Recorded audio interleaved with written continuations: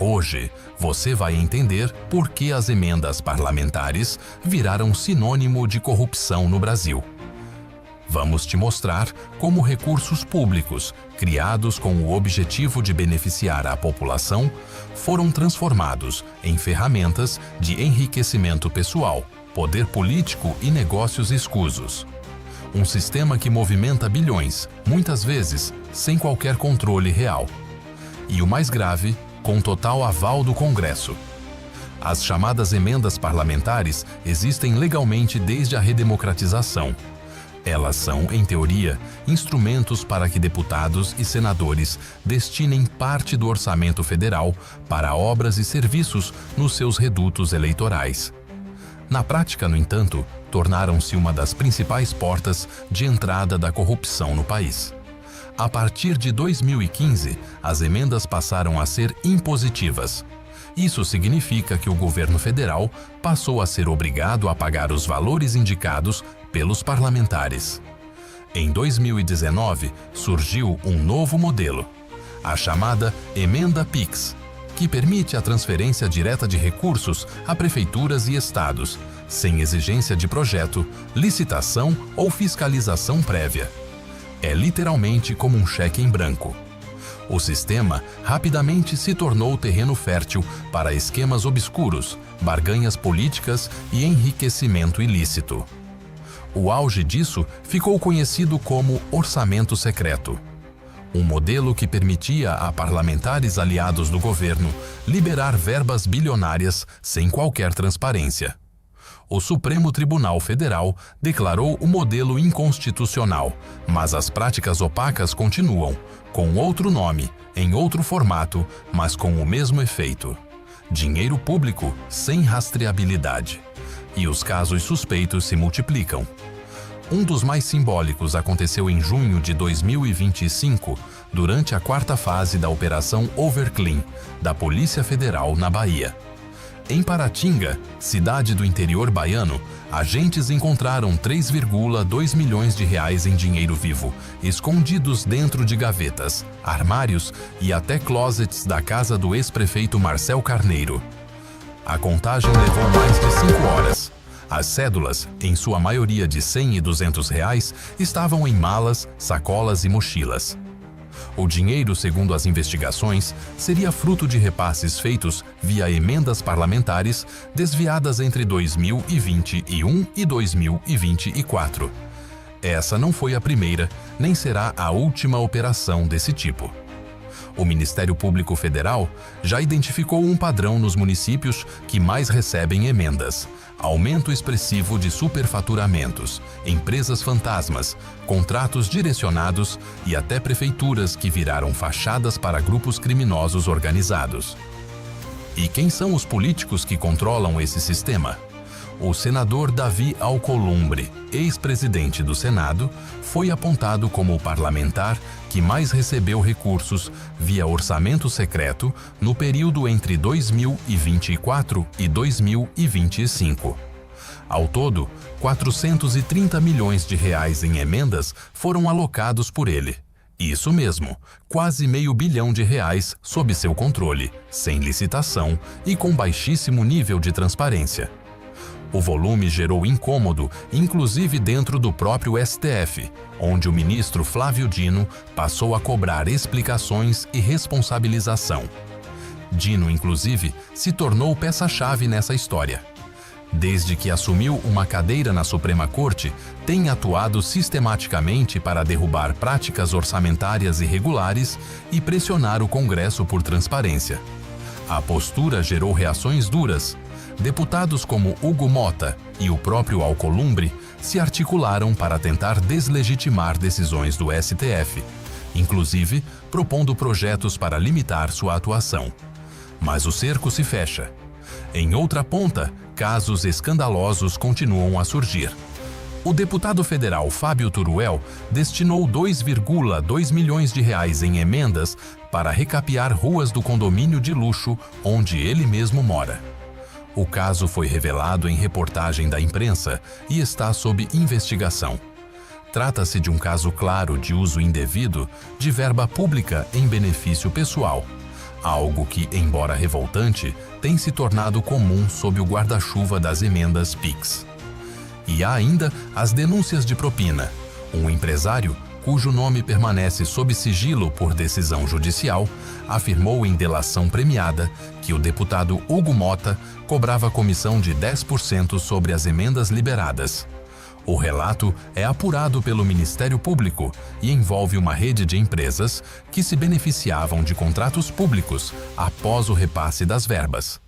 Embora a investigação ainda esteja em curso, o padrão se repete: dinheiro público, favorecimentos, enriquecimento privado. Não são fatos isolados. A Operação Sanguessuga, em 2006, revelou um esquema semelhante envolvendo emendas para a compra de ambulâncias superfaturadas. A Operação Voucher, em 2011, desvendou desvios milionários no Ministério do Turismo, também por meio de emendas. E quem não se lembra do bunker de 51 milhões de reais em espécie encontrado em Salvador, em 2017, em um apartamento ligado ao ex-ministro Gedel Vieira Lima. A diferença agora é a escala. O orçamento destinado às emendas parlamentares chegou a 53 bilhões de reais em 2023, segundo o Tesouro Nacional. Isso significa que mais de 20% de todo o orçamento discricionário da União foi controlado diretamente por parlamentares, muitas vezes sem critérios técnicos, sem fiscalização adequada e com forte componente político e pessoal. Em muitos casos, obras financiadas com emendas sequer são iniciadas. Em outros, são mal executadas ou simplesmente fantasmas. Prefeituras pequenas, com menos de 20 mil habitantes, receberam valores milionários que nunca se justificaram pela demanda local. E quando há fiscalização, que é rara, surgem notas frias, empresas inexistentes e contratos com indícios de corrupção. É um sistema que serve mais aos interesses de poder do que à população.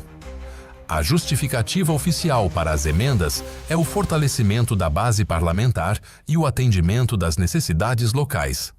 Mas a realidade mostra que boa parte desses recursos é usada como moeda de troca, seja para garantir votos em projetos do governo, seja para alimentar esquemas locais de desvio de verba. O mais alarmante é que, apesar das operações e das evidências, poucos são responsabilizados. As investigações são longas, os processos se arrastam e muitos parlamentares conseguem se reeleger antes de qualquer condenação. Enquanto isso, o Brasil enfrenta hospitais sucateados, escolas caindo aos pedaços e estradas intransitáveis. Recursos que poderiam mudar a vida de milhares de brasileiros são canalizados para condomínios de luxo, propinas e projetos fantasmas. Por isso, o debate sobre as emendas da corrupção não é apenas técnico, é ético. É uma escolha entre usar o dinheiro público com responsabilidade ou mantê-lo nas mãos de quem o usa como instrumento de poder pessoal. No centro dessa discussão está o Supremo Tribunal Federal, que em junho de 2025 julga a constitucionalidade de parte das emendas impositivas. A pressão é grande. De um lado, parlamentares que querem manter seus privilégios. Do outro, uma sociedade cada vez mais consciente e cansada de ser enganada.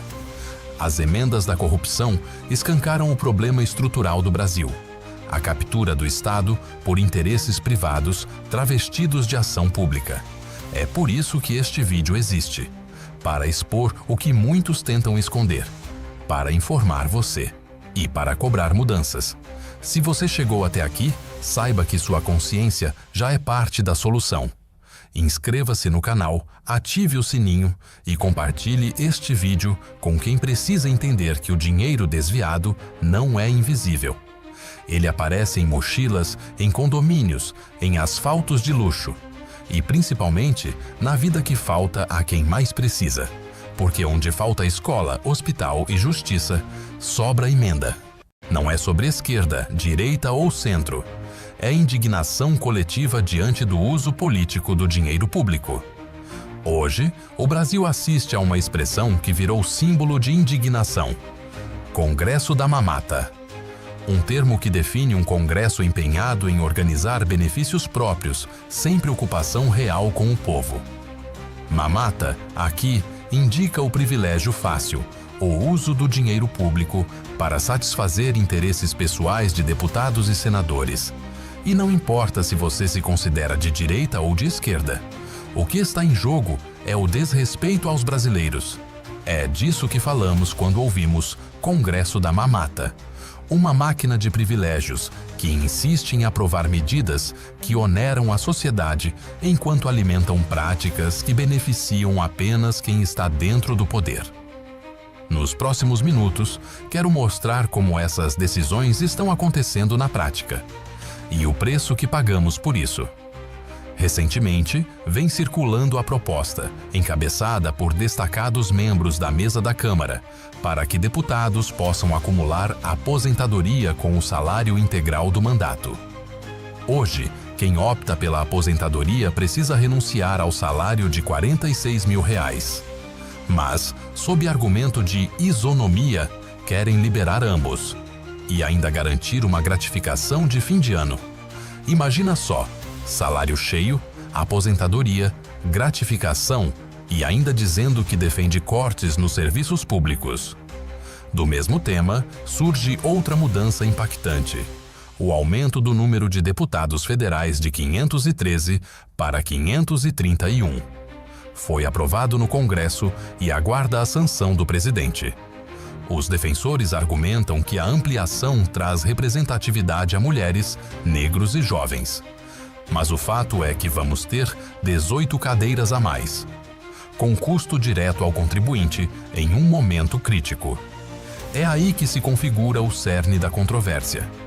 O Congresso parece atuar contra o corte de emendas parlamentares, contra a taxação das apostas, contra o fim da isenção fiscal ao agronegócio e contra medidas para tributar os super-ricos ou acabar com a escala de trabalho 6x1.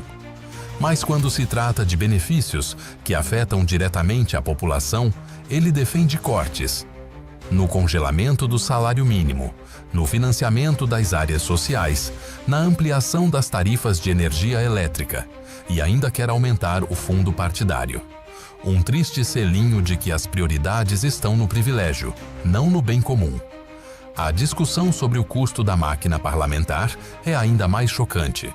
O Congresso brasileiro é o segundo mais caro do mundo, com 10 vezes mais servidores que a França e custa 6 vezes mais do que o parlamento norueguês. Enquanto isso, cidadãos enfrentam filas, hospitais precários, escolas pendendo e estradas intransitáveis, sem mencionar a crise no emprego, na segurança, na renda. E não é só. Para 10 de julho, está sendo articulado um ato nacional, com mobilizações em todas as capitais, onde a população será chamada às ruas contra esse modelo de Congresso que prioriza privilégios em vez de cortes estruturais. Não se trata de ataque a um partido ou outro, mas sim de manifestar repúdio a um Congresso que cumpre interesses próprios e ignora a nação. Esse pano de fundo questiona o que é prioridade.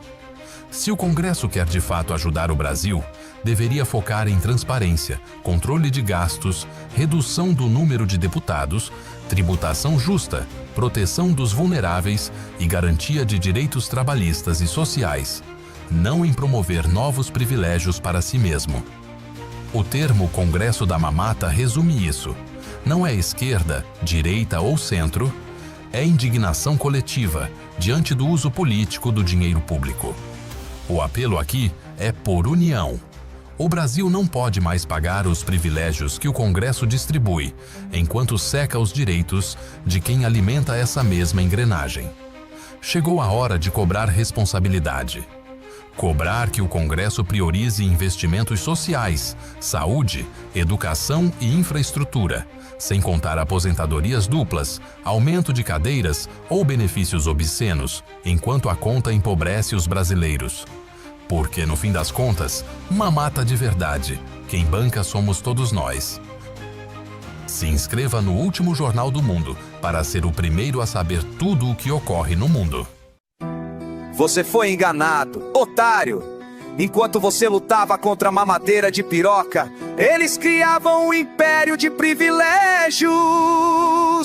Lá vai o Hugo Mota, carregando nas costas a Faria Lima, protegendo os bilionários, enquanto o povo rala na esquina.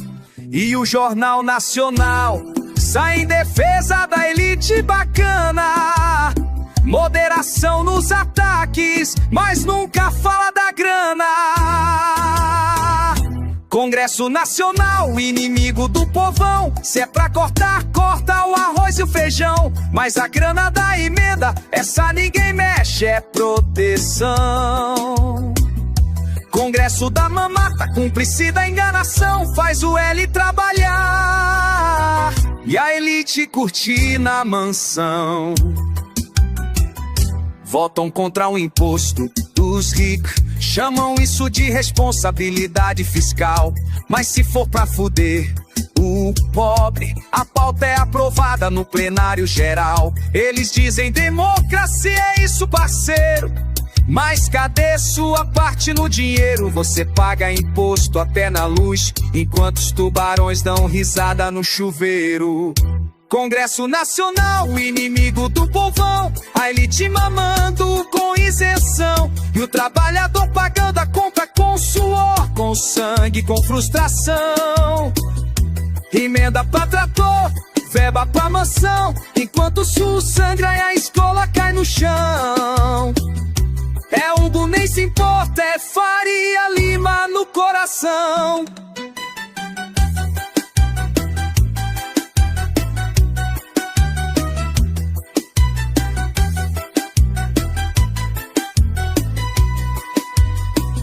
O mercado agradece, a bolsa subiu e o prato do pobre sumiu.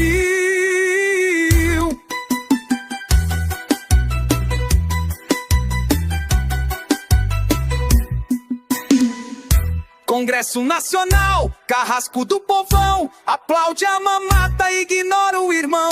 Se o povo se revolta, vem a Globo dizer: atenção, moderação. Mas moderação pra quê? Se eles estão no poder, se os golpistas estão soltos, prontos pra enriquecer, enquanto a papuda recebe os otários. O Congresso ri, tudo sob controle, otário.